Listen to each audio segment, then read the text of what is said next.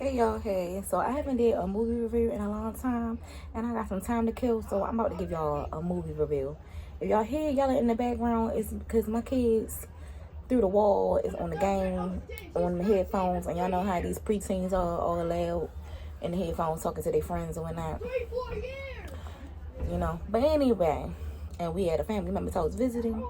So yeah, so how kids are when they get to other people's houses, they do stuff that they can't do up in your house. But anyway, so the movie I wanted to review and talk about today is Tyler Perry's Divorce in the Black.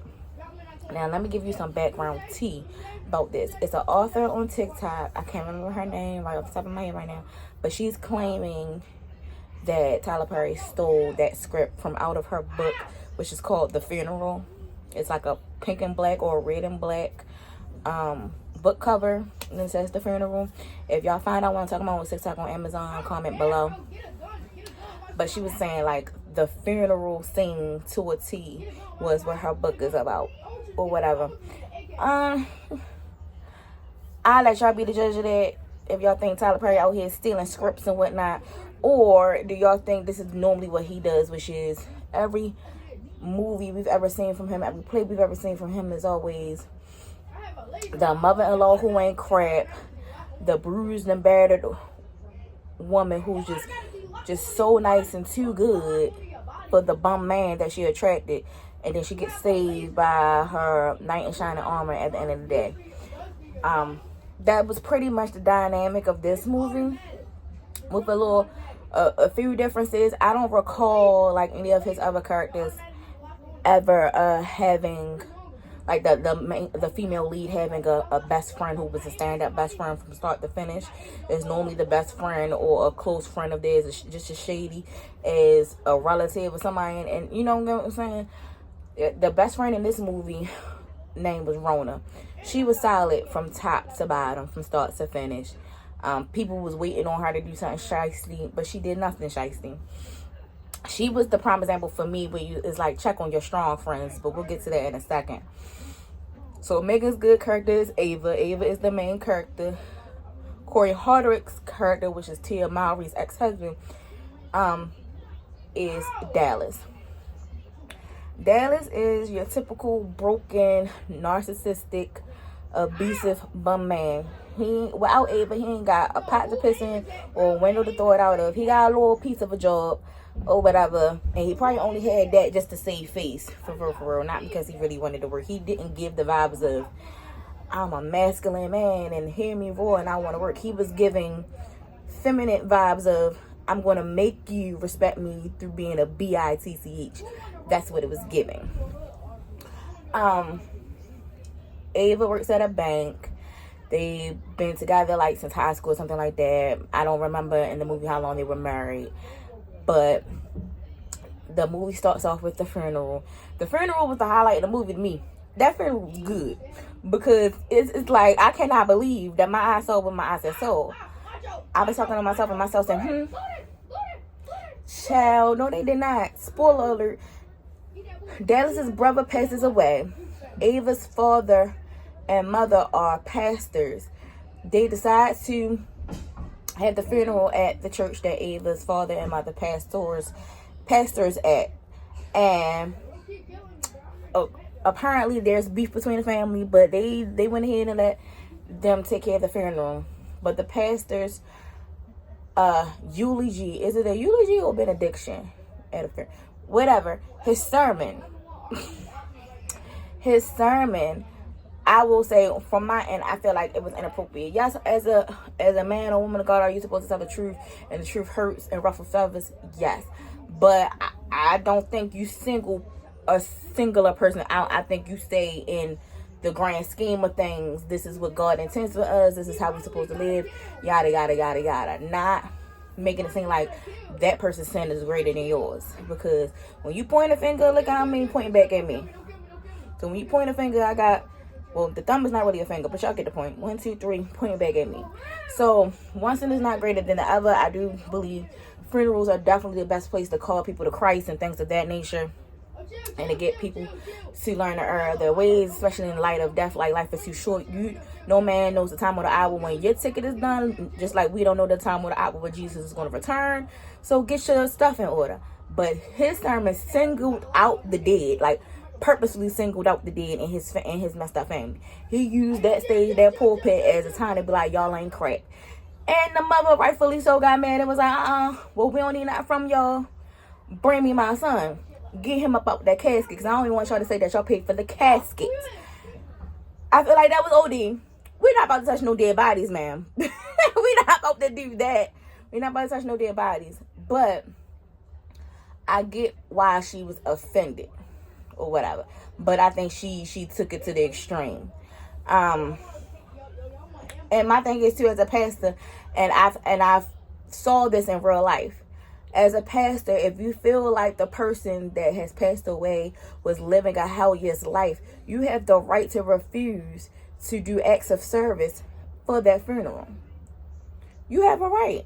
I've seen it done. How many churches and funeral homes turned away King Vaughn's dead body because of the things that he was associated with? Not to put my family's business on blast, but certain pastors didn't want to take. And I don't feel like my brother was living a hellish life, just in the circumstances of how he passed away. Certain churches didn't want to take him and funeralize him. So you have that right as a pastor to say no. If you just feel just dead in your heart, like something ain't right with that, or I don't agree with them, or whatever the case may be, right? All right. So, and what I didn't like, the mother blamed Ava and saying basically it was a setup. It was a setup that Todd didn't set up. It was a scheme that Todd set up for their family to be embarrassed by her father.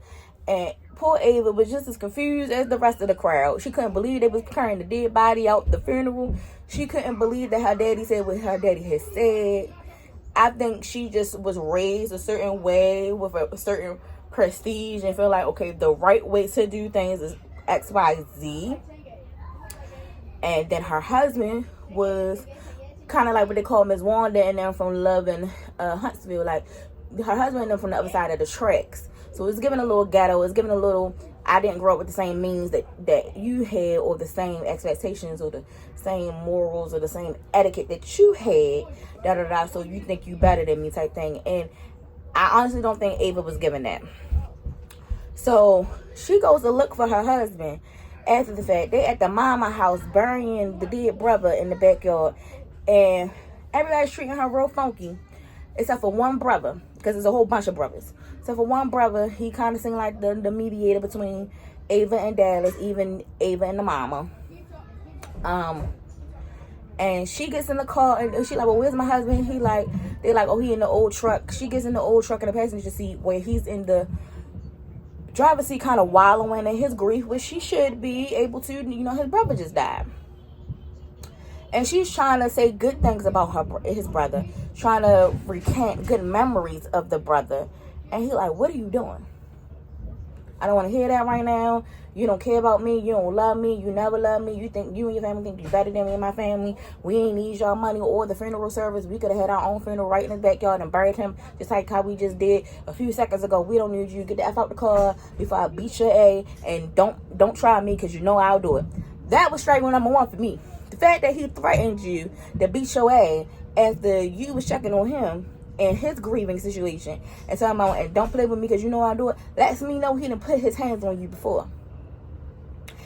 And people do anything in grief. It's 5 stages of grief. You have denial, you have anger, you have sadness, and then I forgot the other two, right? People will do anything in grief. You threaten to kill me, put your hands on me, or anything after somebody died, I'ma really take that as legit. And you don't gotta worry about me no more, boo-boo. But no, not Ava. Ava stays there in her own car, thinking, oh, I'm gonna just let him calm down, this and the third. She done fell asleep behind the wheel. The mama had to knock on the door, get off my property. That man ain't here. That man down to the bar with the Honda cars be like Funky Dineva say. And the brother like, I got him. He gonna come to the car when she drives down to to the bar to get him. One of the sensible brother was like, oh, I got him. I'm going to get him in the car. Just go to the car. She goes to the car and she sees an old friend, a male friend. You already know that's about to be an issue. Literally, all they could get out was a good high before that man came outside and was like, what you doing talking to my wife? Should we beat your A again, this and third? So that's letting you know they didn't have beef around the way from back in the day. Finally, they get to go home and all this other stuff. Life tried to proceed as normal. And they go to work and everything the next day like nothing happened. They try to, they have double dates with the best friend Rona and her husband. Rona's husband is giving weak sauce. He ain't do nothing personally, and he ain't technically do nothing to Rona, but he giving weak sauce because he's cool with Dallas. And he be knowing that Dallas be on BS. And he politely tries to tell him away from the women that he be wrong, but he don't never stand 10 toes down in front of the women and be like, yo, that's not how a man's supposed to carry a woman. That's what I had a problem with. The same way you could check your homeboy in private, check him in front of us, because he has no problem disrespecting us in front of you. So check him in front of us, because he be getting smart with Rona, which is your wife. He be getting smart with his own wife. It's out of pocket, real out of pocket. Off of that alone, that would have been grounds for me to serve up some divorce papers. Like, you only defending me in private and not in public. You let this man talk to me crazy in front of you. Don't worry about it. I'm going to go upside both of y'all heads with a skillet. Don't worry about it. So anyway, they go to another, like, what's the thing called? Blind date. Not blind date, double date. And that's when all of a sudden, oh, he leaves her because Ava just got off of work. He like, yeah, we supposed to go out tonight. She like, all right, let me change my clothes. Only be a minute. He left her.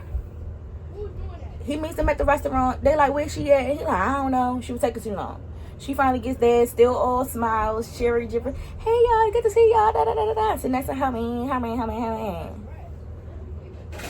Only for him to add the donkey. And for him to be like, he want a divorce. And she better sign the papers.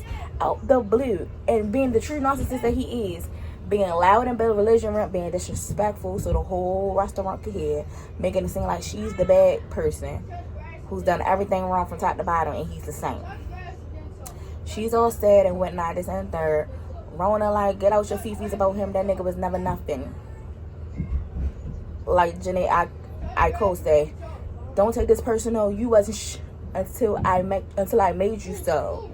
Better act like you know. Like, that's the vibe Rona was giving. Like, girl, what you said about this divorce for? We about to buy a plethora of pens for you to sign this paper. What you said about it for? He gave you out because that nigga wasn't nothing. So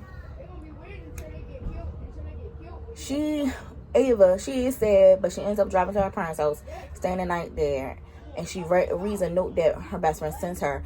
Her best friend been keeping score of all the bad things Dallas has ever said or done to her over the years, to let her know you have nothing to go back to, and don't be grieve the relationship, grieve the marriage, cool, but don't feel like you deserve that or that's what you should settle for. He want out, give him his out. And of course, eventually she starts opening up to her parents and this and the third about what really goes on. More so her mother than her father, because her father is a gun-slinging, a power, a toting pastor, ex-military man. So yeah, you're not gonna be able to tell him certain things, and then the person gonna be, here to tell the story. Mommy, you going to tell me what parent should I choose?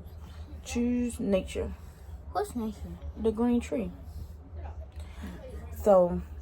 I'm thinking this one. Oh, but then why are you asking? Oh. Go ahead. So then what had happened after that was, like I said, she's opening up to her parents about what's going on, and she's, headed to divorce and all that other stuff. The father took it upon himself to try to set her up with the same dude that she seen in the bar parking lot that was the old friend. He does everything in his power to set them up to keep getting them to meet randomly. Church, the grocery store, the carnival, things of that nature. And eventually Ava bites. But in the beginning, it wasn't for the right reason. She like, I just don't want to feel anything. I want to be outside my body. Make love to me tonight. And dude was like, as much as I like you, I don't want you in that way. Not that I don't want you in that way. I don't want you in the way of you're using me to get over you. When I have you, I want to really have you. Meaning you all mine, I'm all yours, and your focus and your mind and your body is only on me and forever me, not nobody else. That means nothing. I applaud. Get out my camera. I applaud the self-restraint. Because most men, especially if they like you or just attracted to you, they'll take that opportunity and then deal with the consequences later, or tell you after already getting that opportunity, like, well, I would still like for this to go further and I need you to get over to you. You feel me? But the fact that he checked it at the door was like, nope, I'm gonna wait until you really in this. I respect that. So now they never, but somebody's following Ava and taking pictures of Ava. They never really said who was sending the pictures back to Dallas. But now, all of a sudden, back up and play your game, boy. What? Now, What? um, Oh my they never really said who was doing what. They just was showing that, Dallas was receiving and using the pictures with me, him irate and his feelings. But sir, you was the one who wanted the divorce. Make it make sense. You can't get mad. You got off the pot, now somebody else is using it. Can't get mad. That's just like it only been sweet potato pie left at the bakery to buy, and you like, no, I want a vanilla cake. And you leave, and somebody else comes back and buy the sweet potato pie, and then you come back like, nah, that mama get the sweet potato pie, and they're like, oh, sold out, sorry. You can't get mad. You should have took the opportunity when you had it. So he started stalking her, started talking about, well, you need to hurry up and sign these divorce papers, and I knew you was always cheating on me, and whoop. It looked good when she started not paying him no mind, and Rona finally had her opportunity to do her big one and cuss him out. And then it was time to go meet up with the lawyers and sign the divorce papers. She came in there with her sexy pink dress on and was like, where do I sign? Ava is glowing at this point. She's like, I'm cool. I made peace with it. We gonna sign the divorce papers. So she signs it, and then he's still mad because he ain't getting the attention that he want. She's not sad and on the floor sliding down the wall like an R&B video and all that. Like, that's what he wanted. He's a typical narcissist that wanted her to be miserable.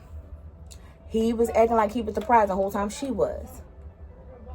And then he made up scenarios and stories in his head and made it seem like it was factual. That girl never cheated on him. That man ain't never approached her while she was married. They didn't do anything until after the marriage was dissolved and some more stuff. But in his mind, she's a cheater, she's a liar, she set him up. She made him disgruntled throughout the whole marriage so she could get the divorce to be with dude. That's what he was thinking. Only for literally probably hours later, after the ink is drawn on the paper, he's stalking her. Wow. Popping up at the house talking about, I'm going to give you another chance. Give me. I'm the power of whitening. Good, baby. This is a whitening store. Okay. Give me 2 seconds. I'm almost done with this review. So, what you mean? Like, give me another chance? Who said I wanted one? If I wanted another chance, I wouldn't have showed up in the office today to sign no papers. So then it becomes a big fight between the new dude and him. The new dude had to L him out. She had got her little moment where she got to drag him out the house unconscious and cussing him out the whole time as if he could hear it. I guess everything that she's ever wanted to say to him through the duration of the relationship, she finally got it off her chest at that point. And then it kind of goes into the typical Tyler Perry fashion of, or any movie that you've ever seen with like a crazy stalker acts. Like if you could think of The Perfect Guy and When the Bow Breaks, all of these type of movies, that's the feel that it gives until the end. So I'm gonna let y'all watch it without giving too many spoilers, but that's what it gives. I won't say it's horrible. I won't say it's his best. Like I said, the funeral part was the most entertaining part to me, child. I honestly want the mama and the brothers to get a prequel movie because I feel like we need more background to these quote unquote Helga's boys, because she only got boys and all of them is a hot mess. But like I said, it's only the one that seemed a little sensible. So I'm trying to figure out why that one is a little sensible versus the others. And I'm trying to figure out why the mother is so bitter. And I'm trying to figure out what Tyler Perry got against mothers. Like, all his movies is the same way as like the mama. The mama is just the root of why the rest of the family is just in shambles. I'm trying to get down to the psychology of it all. But y'all check it out on Prime for yourself. Leave me comments below how y'all felt about the movie. I'll give it maybe a 7 out of 10. Glad to see Corey is 7 at out work. of 14. 7 out of 14. Okay, y'all heard my son. And I'll holler at y'all later.